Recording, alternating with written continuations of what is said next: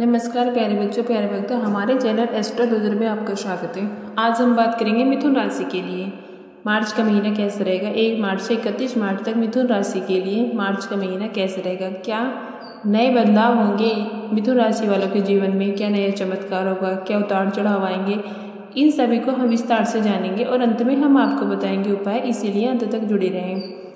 और अगर आपका इससे रिलेटेड कोई भी सवाल हो या इससे अदर कोई सवाल हो तो कमेंट बॉक्स में ज़रूर लिखें। आइए जानते हैं, यह मार्च का महीना आपके लिए कुछ नए सौगात लेकर आने वाला। आपके लिए लंबी यात्राओं के योग बनेंगी। यात्राएं आपको थका भी देंगी और शारीरिक रूप से कुछ परेशानियां भी दे सकती हैं, लेकिन आपके काम बनने वाले होंगे और व्यापार में उन्नति के योग बनेंगे जो कि जीवन में आगे बढ़ने के लिए प्रेरित करने वाले होंगे। कुछ धार्मिक स्थलों की यात्रा भी आपको शुभ देगी।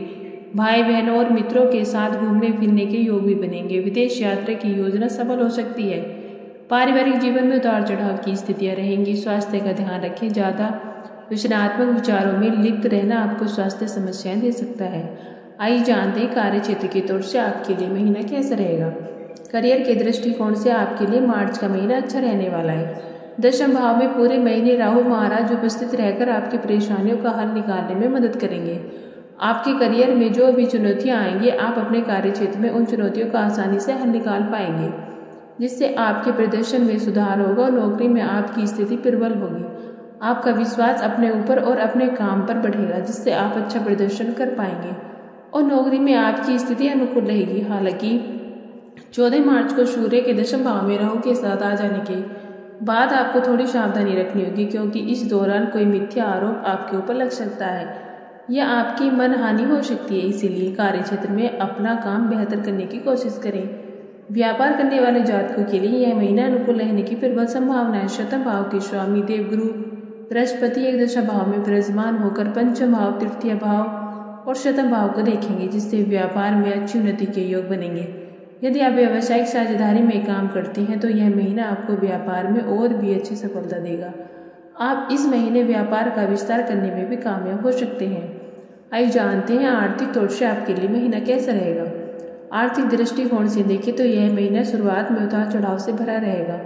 मंगल शुक्र जैसे ग्रह 8वें भाव में रहकर आपके लिए कुछ ऐसे खर्च उत्पन्न करेंगे जिनके बारे में आपने ज़्यादा सोच विचार भी नहीं किया होगा। यह खर्च आपसी सुख के लिए भी हो सकते हैं और कुछ छुपी हुई चीज़ों के लिए भी, लेकिन इनसे आपका खर्च बढ़ सकता है और आपकी आर्थिक स्थिति पर दबाव आ सकता है। लेकिन देवगुरु बृहस्पति एक दशा भाव में रहकर निरंतर आपको आर्थिक लाभ प्रदान करते रहेंगे और इनके साथ ही शनि महाराज भी 9 भाव में स्थित होकर आपके एक दशा भाव को पूर्ण दृष्टि से देखेंगे, जिससे लंबी यात्राओं से लाभ होगा और भाग्य का सहारा मिलने से भी आपको लाभ प्राप्त हो सकता है और आपकी आर्थिक स्थिति बढ़िया रहेगी। आइए जानते हैं स्वास्थ्य के तौर से आपके लिए महीना कैसा रहेगा। यह महीना स्वास्थ्य के दृष्टिकोण से थोड़ा ध्यान देने वाला होगा। महीने की शुरुआत में मंगल शुक्र के 8वें भाव और सूर्य शनि बुध के 9 भाव में होने से स्वास्थ्य समस्याएं परेशान कर सकती हैं। कोई गुप्त समस्या आपकी दिनचर्या को प्रभावित कर सकती है। आपका शारीरिक स्वास्थ्य पीड़ित हो सकता है। इनसे बचने के लिए ज़्यादा रचनात्मक विचारों से दूर रहें और संतुलित जीवन बिताएं। किसी तरह की चोट लगने से भी इनकार नहीं किया जा सकता, इसलिए वाहन भी सावधानी पूर्वक चलाएं और महीने का उत्तरार्ध अपेक्षाकृत अनुकूल रहेगा, तब स्वास्थ्य में सुधार दिखाई देगा। आइए जानते हैं प्रेम और वैवाहिक तौर से आपके लिए महीना कैसा रहेगा। यदि आपके प्रेम संबंधों की चर्चा की जाए तो महीने की शुरुआत बहुत अच्छी रहेगी। यूँ कहें कि पूरा महीना ही आपको सफलता प्रदान कर सकता है। देवगुरु बृहस्पति एक दशा भाव में बैठकर आपके 5वें और 7वें भाव को एक साथ देखेंगे, जिससे आपका प्रेम जीवन अच्छा रहेगा और आप अपने प्रेम जीवन का भरपूर लुत्फ उठाएंगे। आप जिन्हें प्यार करते हैं उनके सामने आप विवाह का प्रस्ताव भी रख सकते हैं। आपके प्रेम विवाह के योग भी बन सकते हैं। इसके लिए परिवार के लोगों की सहमति भी प्राप्त हो सकती है, इसलिए यह महीना आपके लिए बहुत महत्वपूर्ण है। यदि आप किसी प्रेम संबंध में हैं और उससे आगे बढ़ना चाहते हैं तो इस महीने का पूरा सदुपयोग करें और अपने रिश्ते को आगे बढ़ाएं। विवाहित जातकों के लिए और भी अच्छा समय है। उन्हें संतान प्राप्ति का सुखद समाचार मिल सकता है। कुंवारे लोगों की शादी भी हो सकती है। विवाहित जातकों की अपने वैवाहिक जीवन में जीवन साथी का भरपूर सहयोग मिलेगा। उनके माध्यम से धन लाभ भी हो सकता है। समाज में ख्याति बढ़ेगी और आपका रिश्ता सुचारू रूप से चलता रहेगा। हालांकि कुंडली के अष्टम भाव में मंगल के शुक्र के साथ होने से आप कुछ समय के लिए विवाहित संबंधों की ओर बढ़ सकते हैं। इनसे बचकर रहने की कोशिश करें और ससुराल के लोगों से भी अच्छा सामंजस्य बनाए रखें, अच्छी बातचीत करें। आइए जानते हैं पारिवारिक तौर से आपके लिए महीना कैसा रहेगा।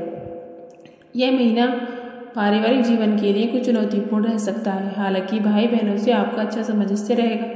बृहस्पति महाराज की कृपा पंचम भाव, तृतीय भाव, शतम भाव पर होने से जीवन साथी का सहयोग मिलेगा। भाई बहनों को भी आप प्रेम भरी दृष्टि से देखेंगे। प्रियजनों से आपके संबंध सुधरेंगे, लेकिन पारिवारिक स्थितियों में उतार चढ़ाव रहेगा। राहु और केतु के दशम और चतुर्थ भाव में बने रहने के कारण माता पिता का स्वास्थ्य भी प्रभावित हो सकता है, इसीलिए आपको उनका भी ध्यान रखना होगा। परिवार में कुछ अशांति का माहौल रह सकता है। 14 मार्च को सूर्य के दशम भाव में आने के बाद और भी बढ़ सकता है। इस दौरान पिताजी को बड़ी स्वास्थ्य समस्याएं परेशान कर सकती हैं, इसीलिए उनका विशेष रूप से ख्याल रखें। और आपका अधिक समय परिस्थितियों को संभालने में बीत सकता है, लेकिन आपको परिस्थितियों के आगे हार नहीं माननी चाहिए। आइए जानते हैं उपाय। आपको बुधवार के दिन श्री विष्णु सहस्त्र नाम श्रोत का नियमित पाठ करना चाहिए। मंगलवार के दिन हनुमान जी को 4 केले अर्पित करें और राहु की कृपा प्राप्त करने के लिए ऐसो प्रभाव से बचने के लिए श्री दुर्गा चालीसा का पाठ अवश्य करें। आपको रविवार के दिन बैल को गुड़ खिलाना चाहिए।